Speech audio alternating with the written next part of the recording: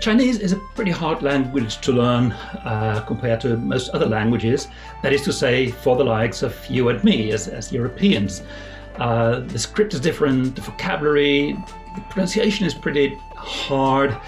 Even the way information is worded, it's all miles and miles away from English, which makes sense since China is miles and miles away from England.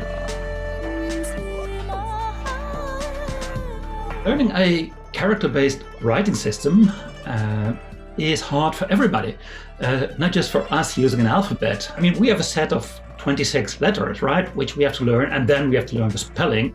But in Chinese, it's just an awful lot of work. It can be done, but it takes time and patience and a lot of stamina. Every syllable has a pitch, has a kind of a small melody that you need to get just right, otherwise you will be saying something entirely different. Some people think that Chinese characters are written in vertical lines from top to bottom and then from right to left. And that used to be true in the past, but it hasn't been true for decades now, only in some traditional settings and certain communities. There is this idea that there are tens of thousands of Chinese characters, and there is a kernel of truth to that, because if you look at the very, very fattest, most extensive Chinese dictionaries, you will find them. But that is like looking at a historical dictionary of English, including all the words from Beowulf and Chaucer. If you look at contemporary Chinese, a couple of thousands of characters are in common use.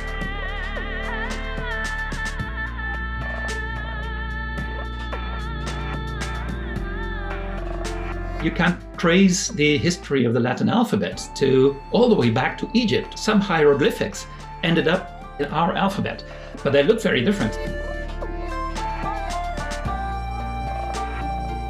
The use of pinyin for non-Chinese people who want to learn Chinese is that it really represents let's say, a point of entry. You can start learning Chinese without having mastered all these thousands and thousands of characters. You can see what they have to be pronounced like. You can learn words before you have come to grips with that particular character.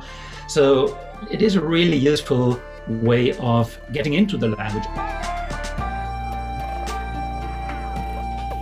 In my personal experience, the best thing about learning languages is that you have direct access to the writings and the thoughts, so to speak, of people that you do not normally speak to. If you master Chinese, you have access to this hugely fascinating culture, to this economic powerhouse, to this political powerhouse, and to over 1 billion people, most of whom are undoubtedly very nice to deal with.